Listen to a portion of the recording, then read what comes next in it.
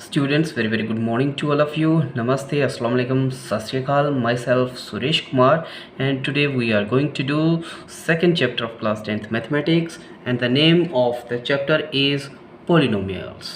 आज के चैप्टर के बीच में हम मेनली जिस टॉपिक को कवर करने जा रहे हैं that is relationship between zeros of polynomials, coefficients and constant terms in the polynomial.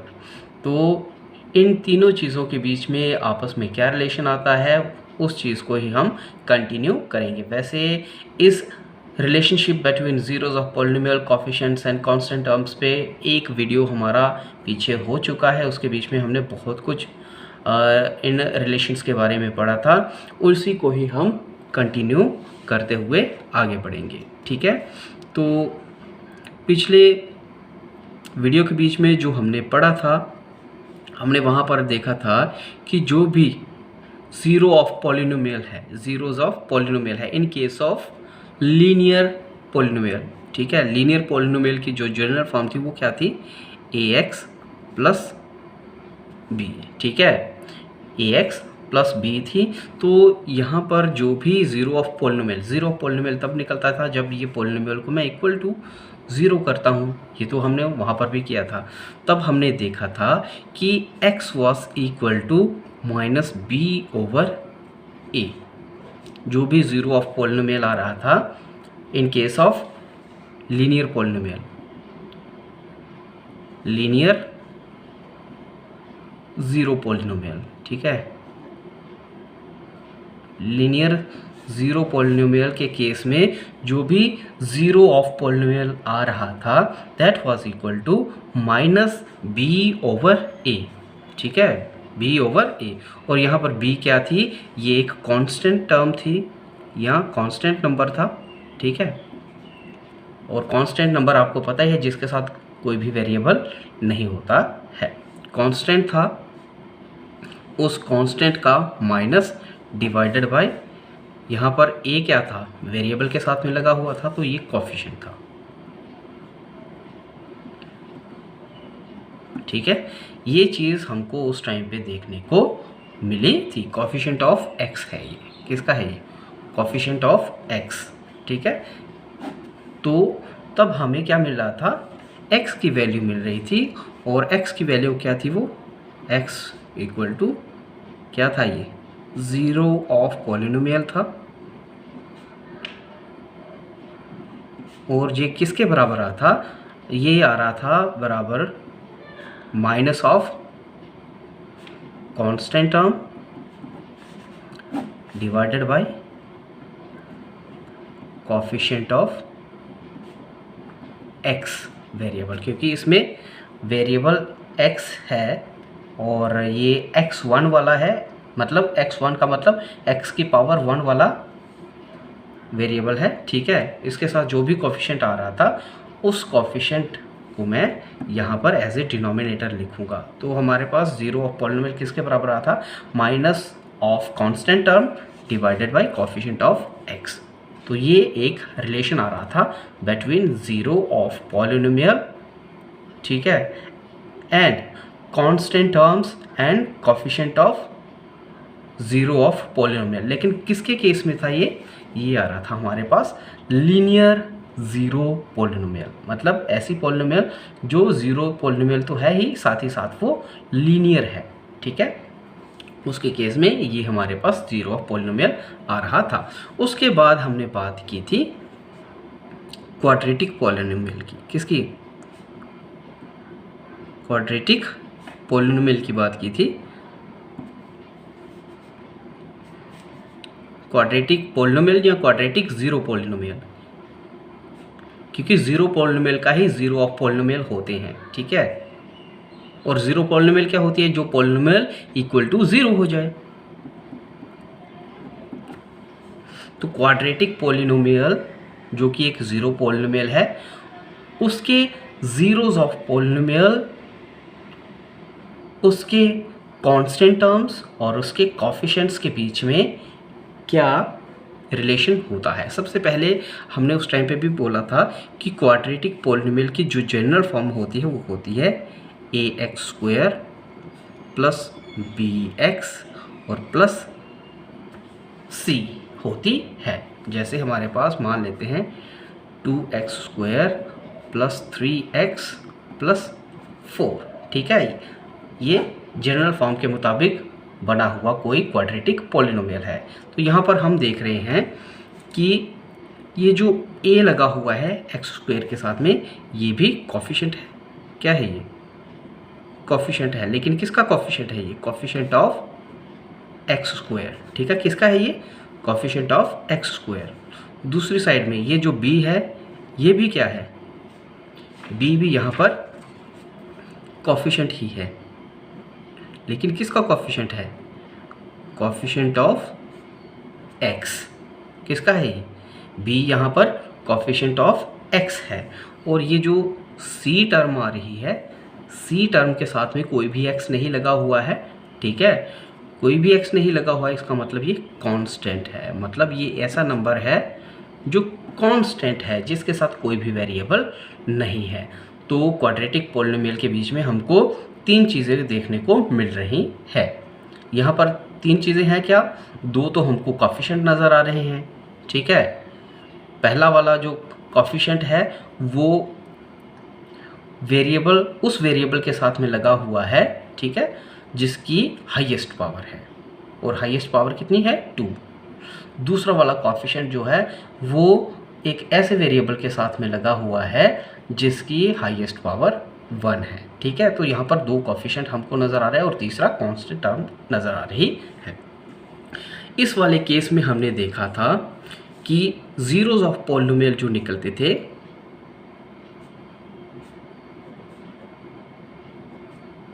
ठीक है, जीरोज ऑफ पॉलिनोमियल जो निकलते थे वो हमारे पास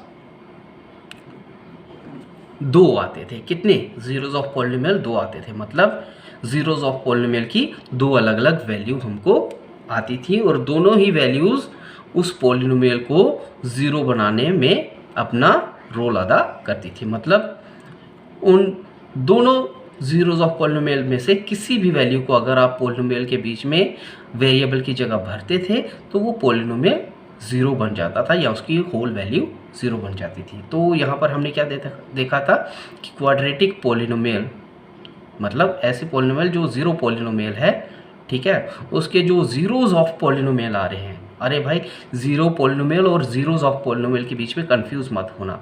ज़ीरो पॉलिनोमियल का मैं किसको कह रहा हूँ? ज़ीरो पॉलिनोमियल वो क्वाड्रेटिक पॉलिनोमियल या लीनियर पॉलिनोमियल ज़ीरो पॉलिनोमियल होगी जिसकी होल वैल्यू ज़ीरो आ रही है या इक्वल टू ज़ीरो हो रही है, उसको मैं ज़ीरो पॉलिनोमियल कह रहा हूँ। लेकिन जब ज़ीरोज़ ऑफ पॉलिनोमियल की बात करता हूँ तो ये ज़ीरोज़ ऑफ पॉलिनोमियल वेरिएबल की वो वैल्यूज़ होती हैं जो उस पॉलिनोमियल को ज़ीरो बनाने में रोल अदा करती है, ठीक है। तो यहाँ पर आप कंफ्यूज मत होना।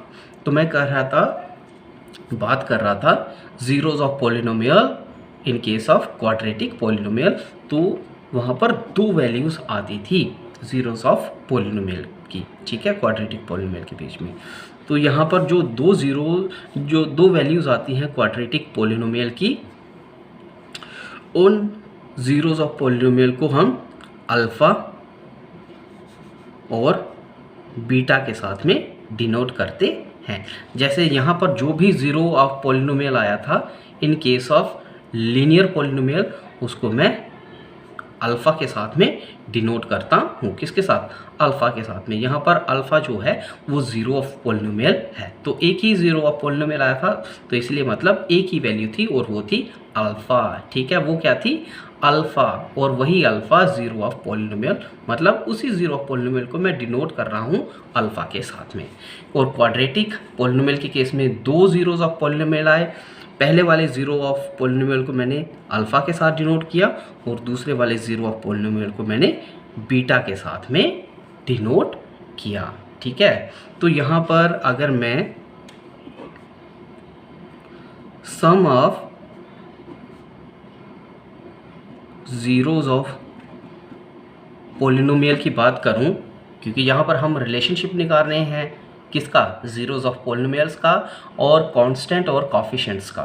तो क्वाड्रेटिक पॉलिनोमियल्स के बीच में जो रिलेशनशिप आता है वो कुछ इस तरीके से है, sum of zeros of polynomial. मतलब अगर मैं फर्स्ट पॉलिनोमियल के ज़ीरो को, यानी कि फर्स्ट ज़ीरो ऑफ पॉलिनोमियल को जमा करता हूँ with second zero of polynomial जो कि बीटा है, अल्फ़ा जमा बीटा अगर मैं करता हूँ तो मेरे पास उसकी जो वैल्यू आती है वो किसके बराबर आती है, वो आती है मेरे पास माइनस बी ओवर ए के बराबर। ठीक है, किसके बराबर आती है, sum of zeros of polynomial जो मेरे पास आता है that is equal to minus B over A. ठीक है, माइनस बी ओवर ए। और यहाँ पर ये जो b जो थी ये है क्या, b तो मुझे पता है, देख लो b है क्या, ये कोफिशिएंट ऑफ x। ठीक है, क्या है ये, coefficient of variable x divided bye, और a क्या था, कोफिशिएंट ऑफ एक्स स्क्वायर। ठीक है, एक क्या है, कोफिशिएंट ऑफ x है, तो दूसरा क्या है, कोफिशिएंट ऑफ एक्स स्क्वायर। इन दोनों की रेशो के बराबर ही वैल्यू आती है अल्फ़ा प्लस बीटा की। किसके बराबर, अल्फ़ा प्लस बीटा जो है सम ऑफ ज़ीरोज़ जो है in case of quadratic polynomial that is equal to minus of coefficient of x divided by coefficient of x square. ठीक है, ये हमने देखा था पिछले वाले वीडियो के बीच में। दूसरा जो हमने इसके बीच में देखा था alpha into beta, alpha into beta मतलब प्रोडक्ट ऑफ ज़ीरोज़। क्या चीज़, प्रोडक्ट ऑफ ज़ीरोज़ जो हमने हासिल किया था क्वाड्रेटिक पॉलिनोमियल के बीच में that was equal to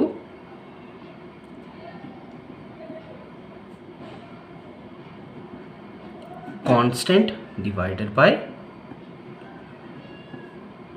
coefficient of X square. ठीक है, ये दो रिलेशन हमने उस टाइम पे हासिल किए थे। तो इन जनरल मैं ये कह सकता हूँ कि alpha and beta are the zeros of polynomial